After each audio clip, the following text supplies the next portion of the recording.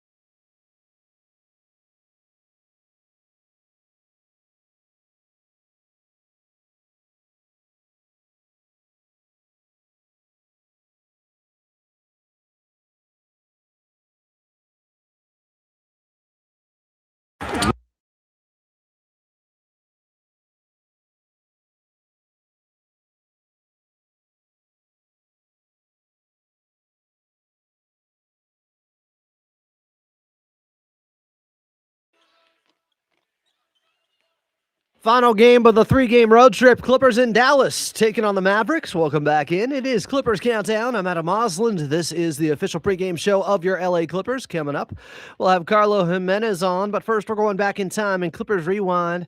Back to January 26th of 2002 at the box office. 2 very good films. You had Russell Crowe and A Beautiful Mind and the Ridley Scott film Black Hawk Down with Josh Hartnett on the radio. And who else was it?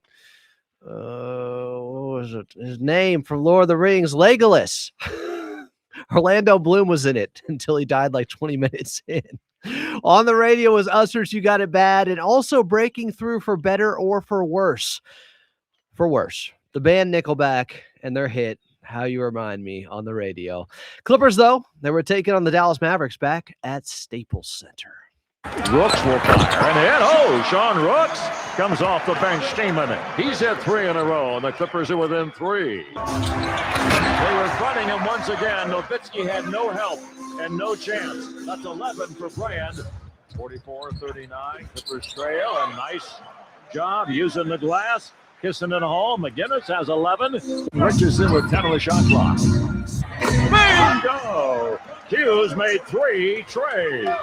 Hughes for 3. Still high. Bingo!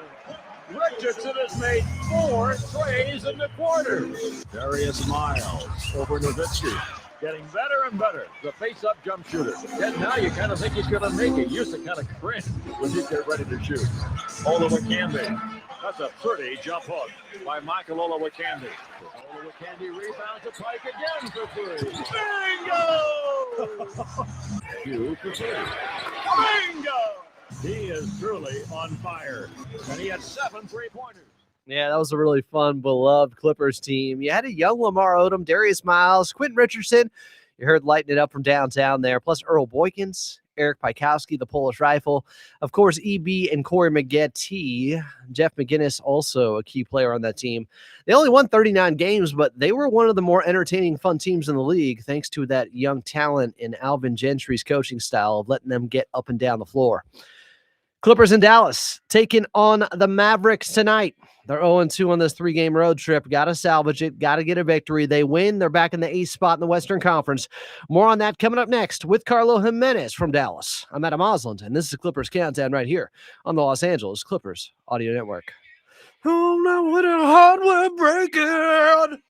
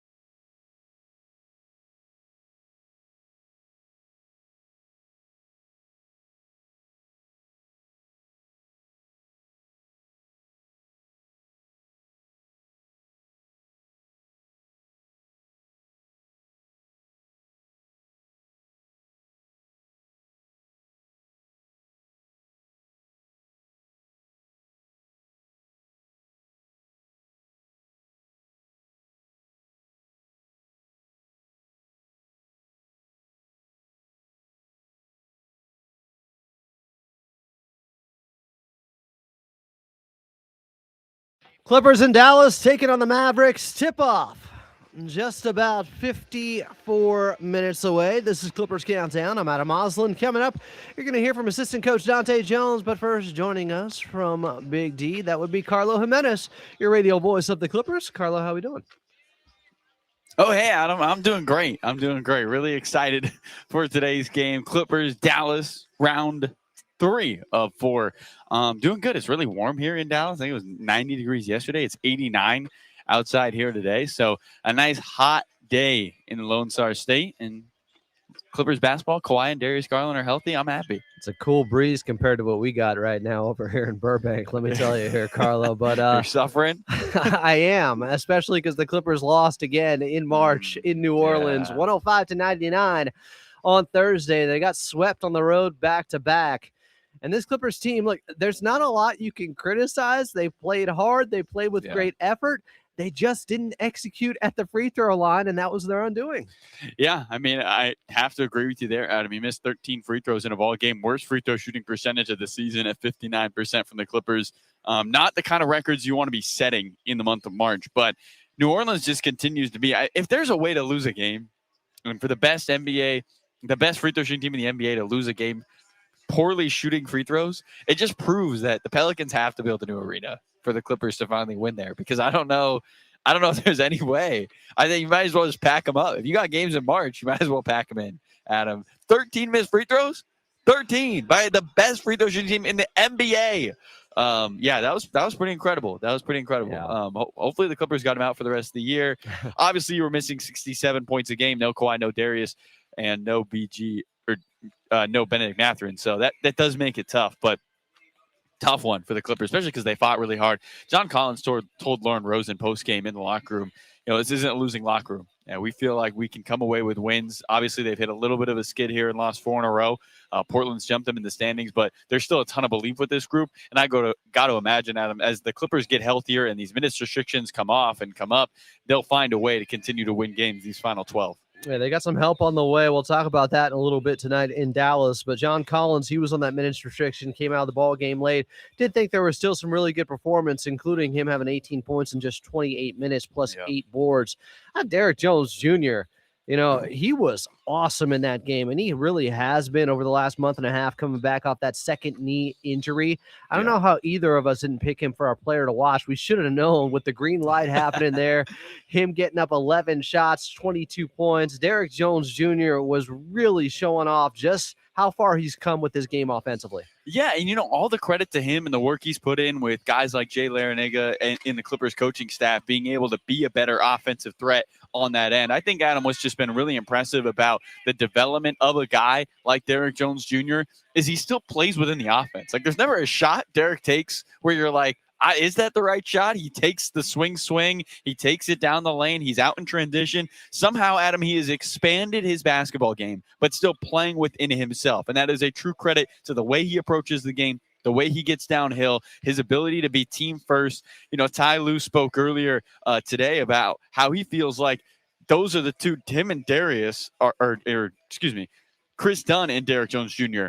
are easy guys to fall behind of, because every time they're playing hard, they're getting out in transition, they're finding ways to be excellent on the offensive end. And so when you see guys continue to be that great on the offensive and defensive side of the ball and just want to win every single night, it allows these young guys to really follow in their lead and want to go out there and play that type of role for this team. They've really set the example for this Clipper group. Nobody's been more available than Chris Dunn. Nobody's been more consistent than those two guys this year. And to see them blossom on both sides of the ball has been key for the Clippers this season. One guy we did talk about pregame that made a big appearance off the bench for the first time in some time, it was Bogdan Bogdanović. In his 27 minutes, he had 16 points.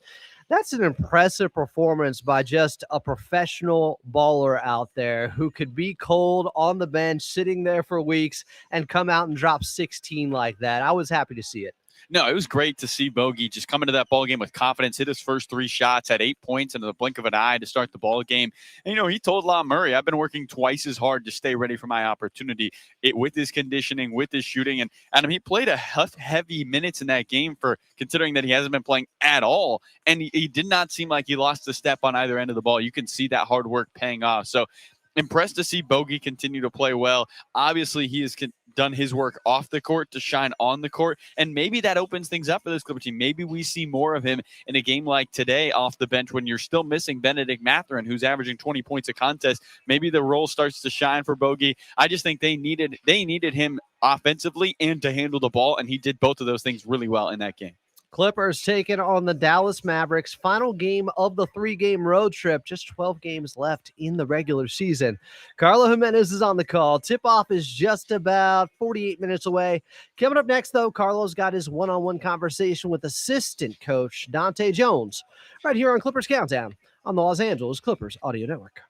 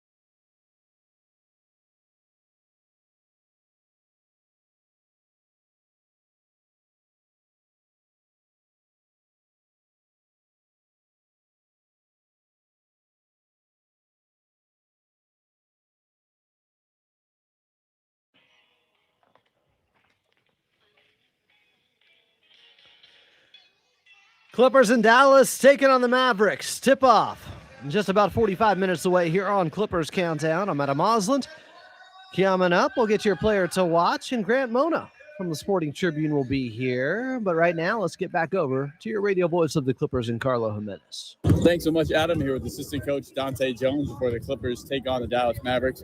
Coach Derrick Jones Jr., 22 points. Since coming back from that second MCL sprain, he's looked more aggressive and has been more effective offensively. What have you noticed about his offense? He's been working on his game even during his rehab when he was coming back. So he's added a couple things to his game.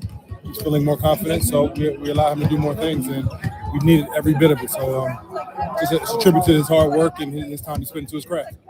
You guys were missing 67 points per game against New Orleans. You got Darius, you got Kawhi back tonight. What do you want to continue from the fight you saw with now more offense from last game? Just the pace. Darius' pace is what helps us out a lot. His ability to stretch the floor with his three-point shooting, his leadership, play calling, getting guys organized. That's what we look for Darius. Obviously, Kawhi is our leader who comes out and is one of the most dominant basketball players in the game, so he sets the tone. That type of leadership and aggression from those two puts us in a good place to start games, and then the rest of the guys come in and play hard and do what they're supposed to be able to support those two. Just two more for you, but you guys have hit a little bit of a skid here. What can you draw on from the early parts of your season? John Collins said post-game, this isn't a losing locker room. This group feels like they can continue to win. What can you draw from earlier this season to today to try to get back on the winning train?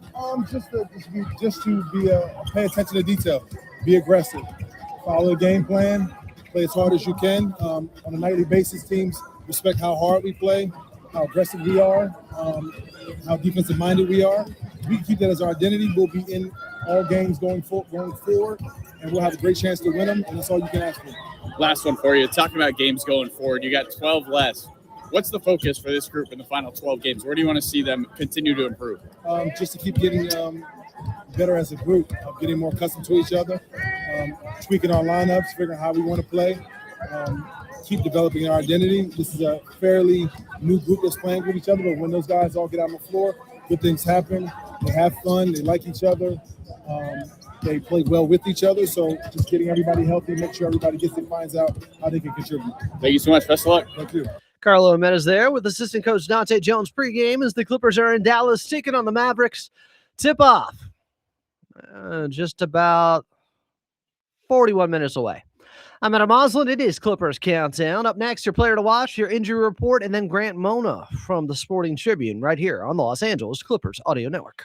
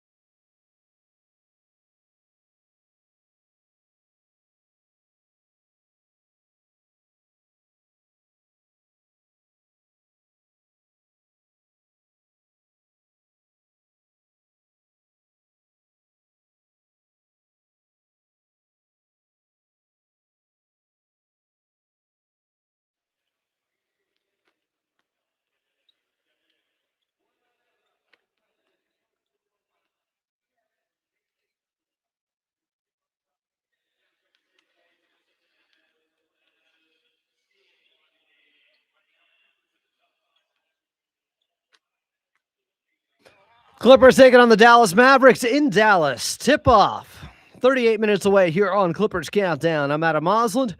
Coming up, we'll have Grant Mona on the show. But first, this is LA Clippers basketball. Watching this guy play right now is really something. Players to watch. tonight in this ball game, I'm going with JC John Collins. In 28 minutes, had 18 points last time out. Still been on a minutes restriction. We'll see where that is at tonight, but did have 8 boards. Had to come out of the game late. Just watching his ramp-up process here, coming back after multiple neck injuries, and just want to see how he's looking. But overall, he looks like John Collins, and that's a good thing for this team. When the Clippers went on the big turnarounds, he was a huge part of it, especially with his outside shooting. He's been taking less threes since returning. Hopefully he knocks down a couple in this game, but Clippers need this one in Dallas to get the 8th spot back in the Western Conference with 12 games remaining. My player to watch, John Collins against the Mavericks tonight.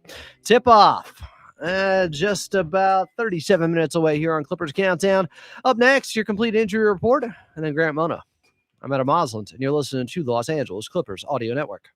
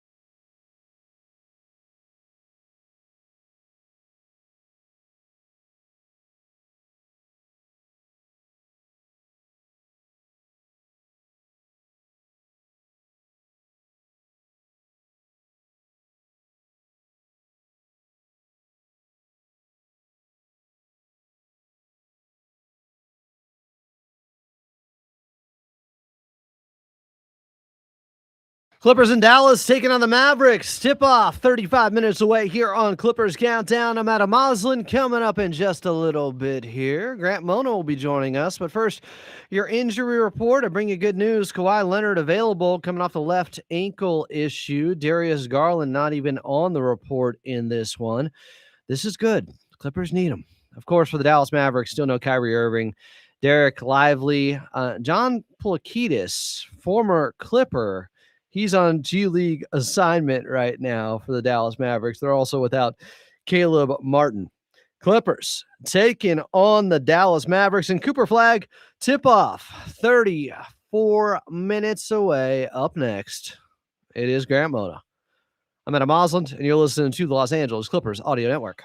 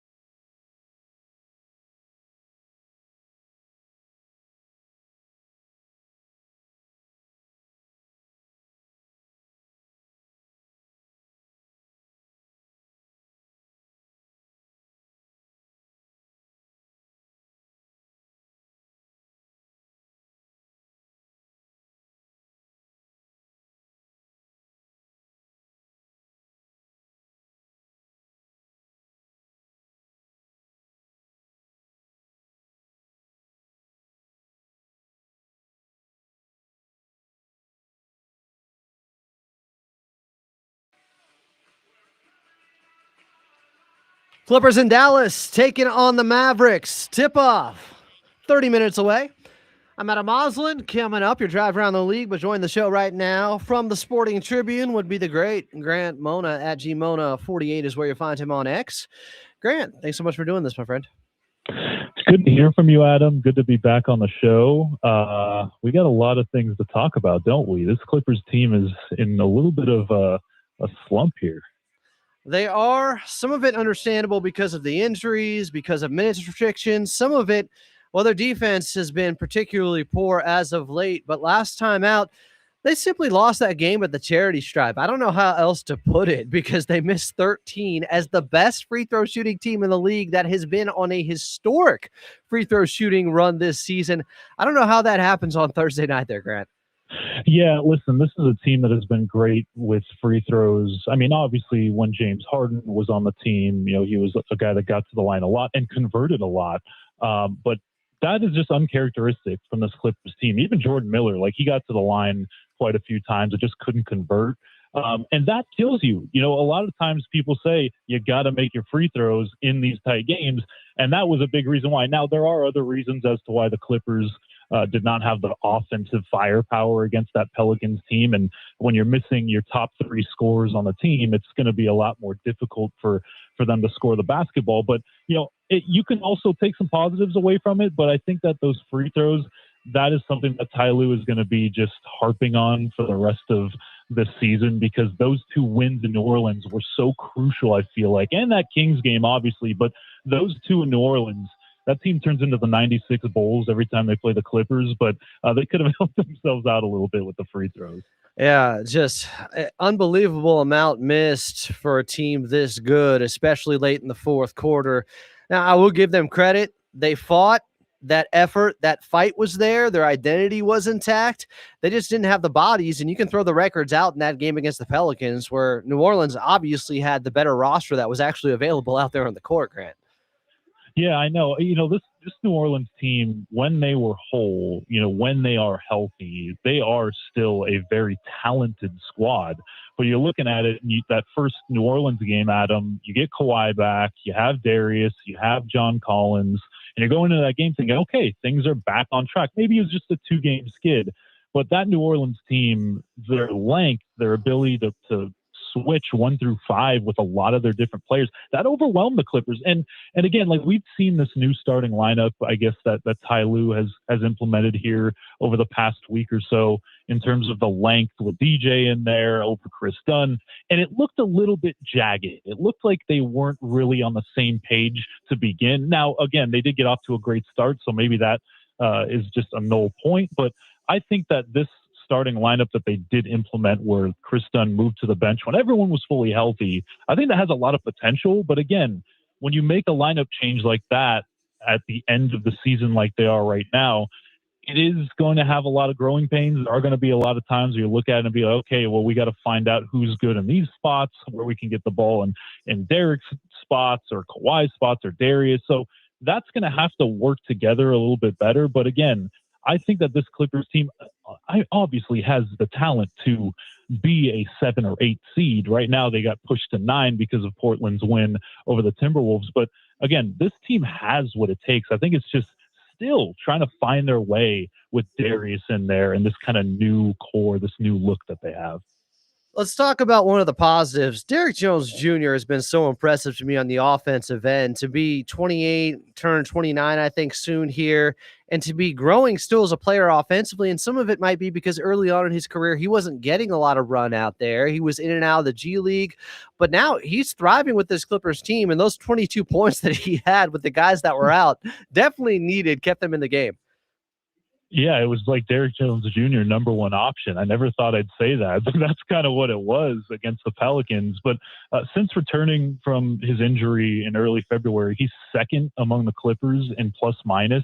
He's at a plus 87, Adam. That only trails Kawhi's plus 121. So he's shooting a career best from three as well at 36%. Like, he has been awesome. We talk a lot about his defense, and we talk a lot about him and Chris Dunn's defense. But what DJ brings to the team on offense, I feel like, is highly underrated, right? He's scored, I think, 10-plus points in 12 of the 16 games post-All-Star break. So he's bringing that punch on the offensive end, and that's another reason why I think Ty Lue feels comfortable inserting him into the starting lineup for most of the time, because he does bring that offensive factor where he can get to the rim. He's very crafty at the rim.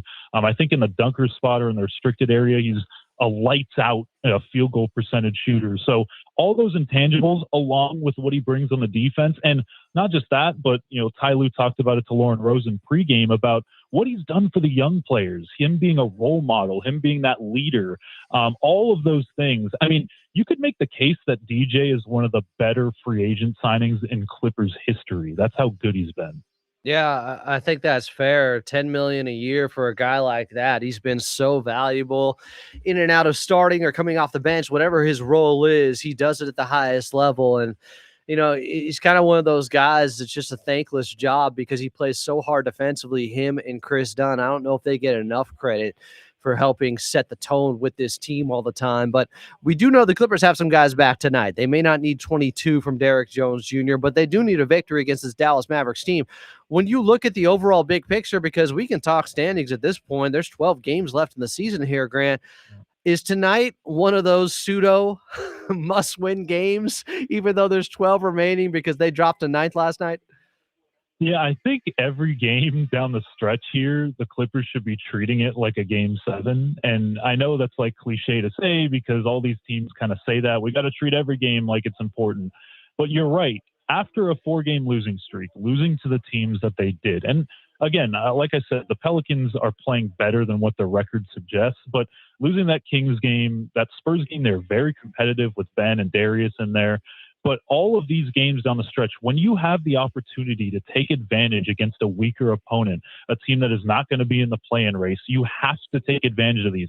And maybe it took, unfortunately, a 4-game losing streak for the Clippers to get to that. But again, this Dallas Mavericks team, they haven't seen this Mavericks team since late November, which is actually insane to me because that was a completely different time for the Clippers when Cooper Flagg went for 35 at Intuit Dome. But in any case, this is a different team. This is obviously a different Mavericks team. That does not mean that it's going to be easy. All of these teams are either playing spoiler, they're playing tank. Some of them are playing tank like the Indiana Pacers, but a lot of these teams are still scrapping and clawing regardless of their record. So there are going to be no easy matchups for the Clippers, even though you look at their schedule and how easy in terms of the win-losses it is down the stretch. But these are going to be tough games, Adam, and they're going to need guys like Kawhi and Darius to play. Even though Kawhi looked like he was laboring a lot, he's going to need to power through it and play if they want to win some of these games. How much do you think Kawhi is pushing it right now? There was that clip that somebody put in slow motion of him just dribbling the ball down the floor, and you can see him grimacing. He's been dealing with this ankle issue going back a while. First it was the right ankle, then the left, and now the left again as he tweaked it. How much do you think, Kawhi is just trying to fight through this to help them get in that 7-8 matchup? I think he is. I think he's playing right now to the point where, there probably is pain in those ankles. Again, Adam, we talked when we were back home at Intuit Dome about the multiple ankle injuries that he's had. Soreness, foot sprain / ankle sprain. He's had a lot of damage done to both of those ankles over the course of the season. You combo that with how much they've asked from him on the offensive and defensive end in terms of the load that he's had to kind of represent for this Clippers team. And he probably is playing through some pain. But the thing is all these people, and again, we've talked about this so much, but all these people saying, oh, Kawhi doesn't want to play basketball. Kawhi's not a hooper. Like when he goes out there, it's just because he wants to get his paycheck. This guy could have shut it down when the Clippers were 6-21. This guy could have shut it down when they traded James Harden and when they traded Ivica Zubac.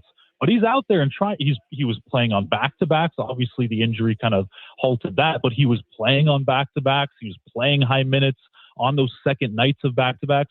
This is a guy that wants to win still, and him and Ty Lue are on the same page. We asked Ty Lue way back when they were playing the Lakers way back in December, and he said, I don't care. I want to win. If we get into the playoffs, I don't care. I just want to win that series. I think we can. So I think Kawhi and Ty are both at that point. But again, when you have these minutes restrictions, when you have these guys in and out of the lineup, it is very tough to do that. But Kawhi, I can almost guarantee you, Adam, is pushing through some pain here. But that just kind of tells you how much he just wants to play basketball right now. Do you think Bogdan Bogdanovic earned himself more playing time even when this team is healthy, given how well he performed, granted in a loss on Thursday? Do you think he can crack the rotation now more consistently? I think in limited minutes, like why not? If you need that specialty of being a knockdown shooter off of screens, off of pin downs, playing off ball, obviously he can play the pick and roll game too. We saw that last season when Norman Powell was out, his ability to play pick and roll with Zoo and that chemistry that he built there. So he does still have a lot of things to bring to the table on a basketball team. The problem is that Jordan Miller has ascended to what he has been. Kobe Sanders kind of elevated to get that guaranteed contract and play over him. And obviously Darius Garland now is the main point guard. So there are a lot of guards that you have to sift through to get to Bogey in the rotation. But again, if you are going through offensive lulls and say a guy doesn't have it that night, why not just try the Bogey experience for 10 minutes, get that spark off the bench? I mean, we see it with a lot of other teams. Jordan Clarkson sometimes does this for the Knicks, where he just comes off for like 15 minutes and scores 10 points in 15 minutes. It's like, wow, they actually needed that boost. So maybe that's the role that Bogey can fill down the stretch. Again, that's very encouraging that he was out for so long, and then he can come back and be that version of himself just like that. I think it's a really great point. All right, last one for you here, Grant. My player to watch, John Collins tonight. Who do you got for the Clippers? I got Jordan Miller, Adam. I think that Jordan's going to have a pretty good night off the bench. Again, he's been so consistent, but I think, he's averaging career highs in points. He made his first career start last game, and he scored 10-plus points in 5 of the last 6 games. So I got Jordan. He is Grant Mona at GMona48 is where you find him. Covers the Clippers for the Sporting Tribune. Grant, great having you on once again. We will see you back at the Dome on Monday, my friend. Thanks for doing this. All right. You're the man, Adam. I will see you Monday. Coming up next here on Clippers Countdown, as we are just about 20 minutes away from tip-off in Dallas. Clippers taking on the Mavericks, your driver on the league. It's coming up right here on the Los Angeles Clippers Audio Network.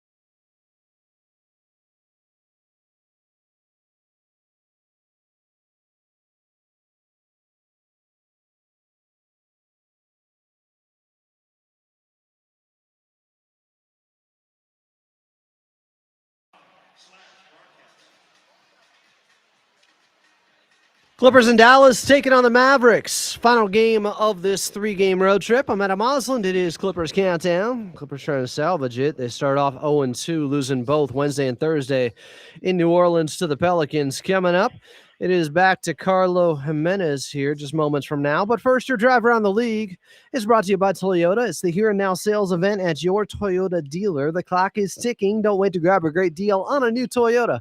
We make it easy. A little bit earlier today, the Wizards gave the Thunder the fourth quarter, where the Thunder pulled away, won it 29-15, 132-111 was the final score. SGA, your likely MVP, had 40 and 7 assists in the win. Let's see. At the half in Charlotte, Hornets on top of the Memphis Grizzlies, 59-47. Moussa Diabate with 8 and 6 boards. Also at the half in New Orleans.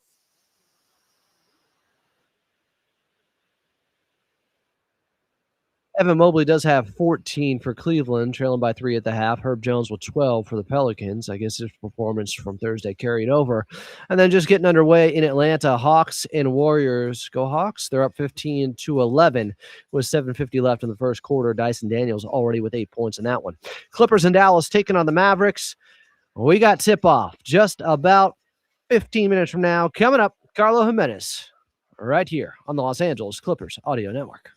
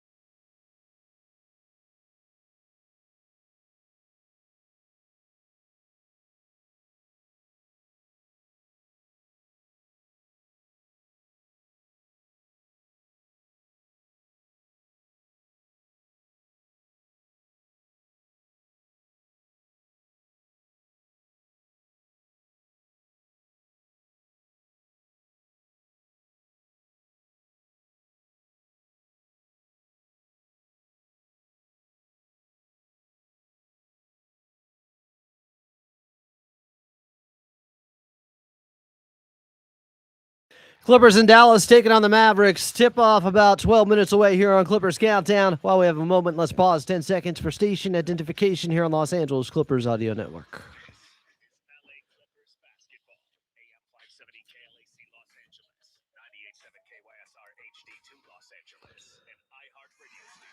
Coming up, your keys to victory, but first back out to Dallas with Carlo Jimenez. Carlo, tell me about the state of the Dallas Mavericks. Obviously looking towards next season. They have quite the building block, though, of course, in Cooper Flagg. They'd like to get another top pick to put next to him. How have they looked as of late?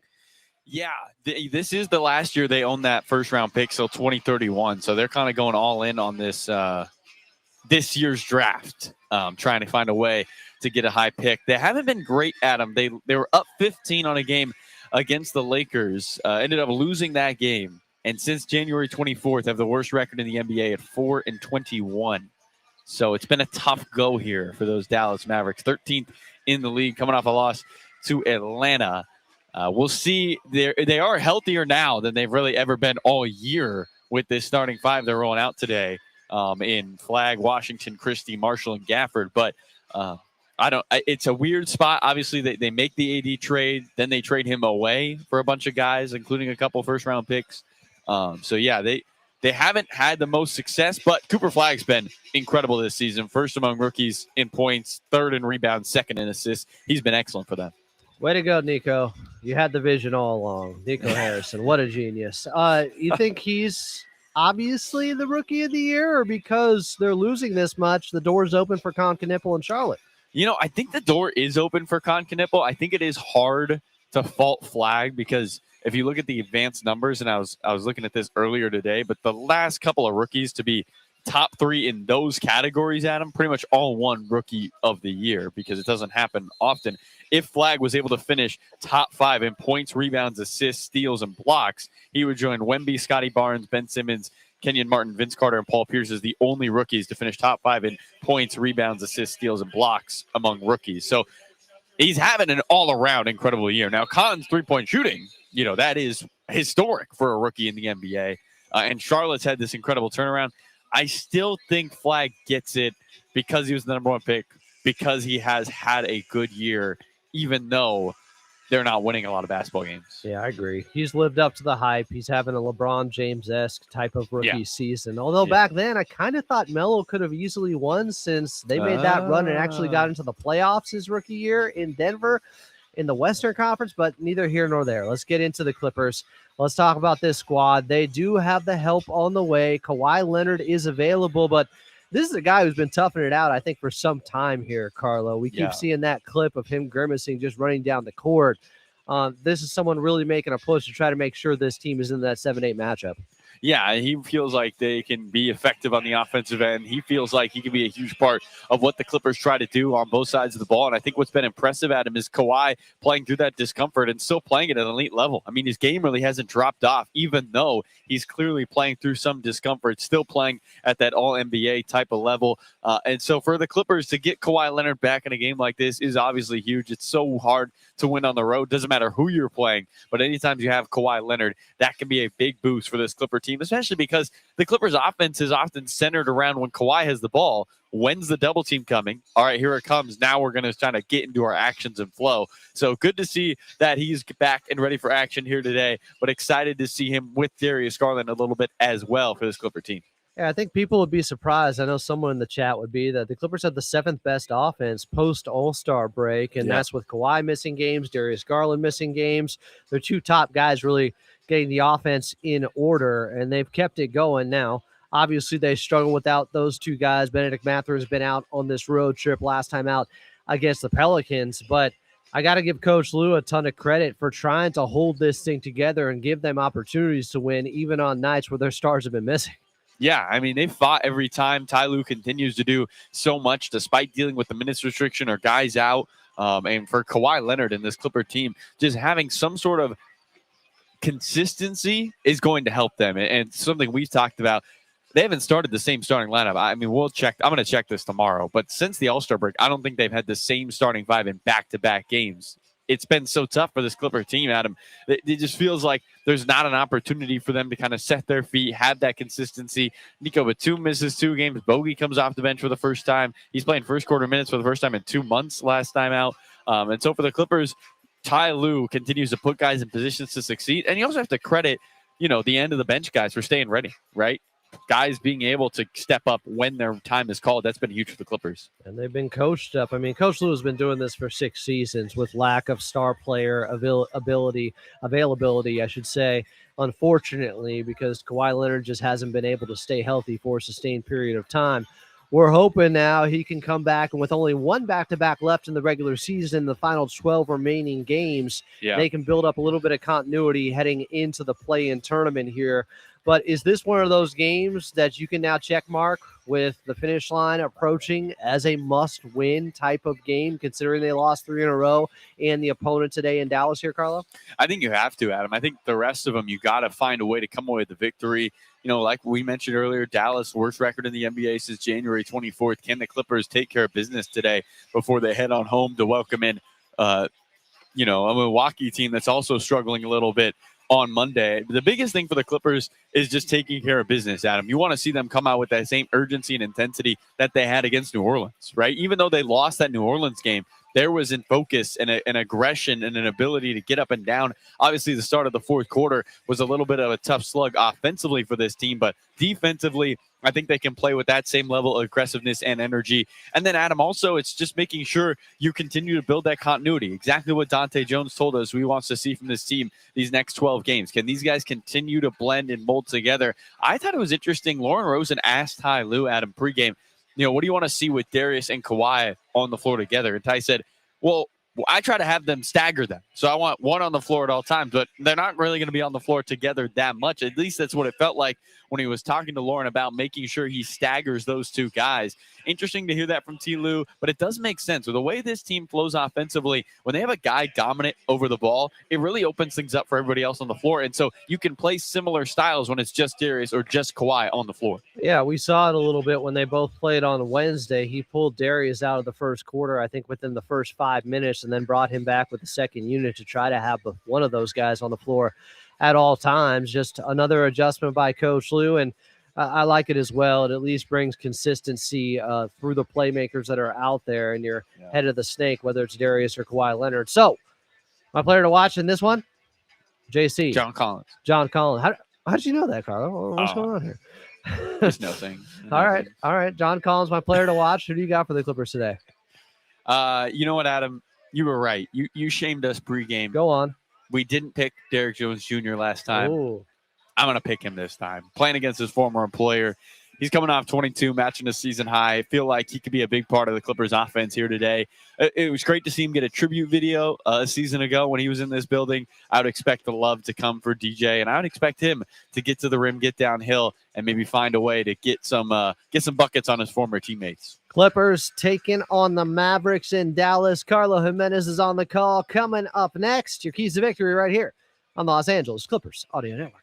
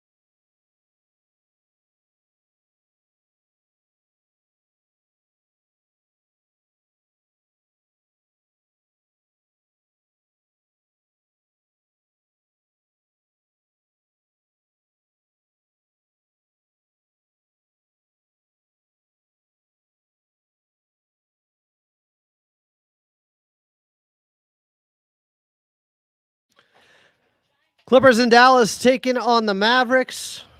Carlo Jimenez is on the call. Coming up next, let's get to your keys to victory, though. This Clippers team, Coach Lue brought it up post-game after their loss to the Pelicans in New Orleans. And I have to say, this is something we have been talking about a little bit. The Clippers not converting in transition when they have numbers, 3-on-2s, 2-on-1s. They have fast break opportunities, and they're botching them. And it really goes back to even a game they won against the Chicago Bulls, the last game they won before this 4-game losing streak. We noticed it then. Then it happened the next night against Sacramento, where they were just blowing easy plays in transition. That could not happen. When you get those turnovers, you have to capitalize on them. I expect the Clippers to be better in that area tonight at American Airlines Center in Dallas as we get Clippers and Mavericks coming up. Tip-off is next right here with Carlo Jimenez, and you're listening to the Los Angeles Clippers Audio Network.